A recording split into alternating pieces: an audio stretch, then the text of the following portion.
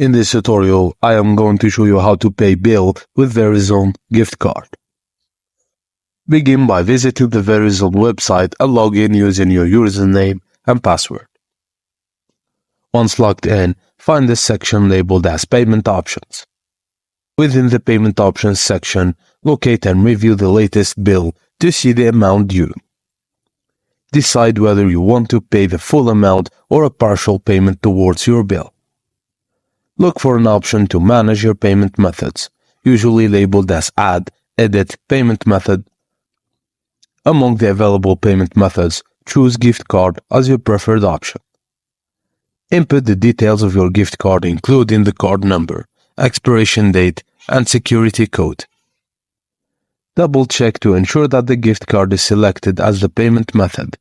Review all the payment details, including the amount of the selected payment. Once confirmed, the payment will be processed using the funds from your Verizon gift card. And that's it, guys. Thank you for watching, and please don't forget to like and subscribe for more.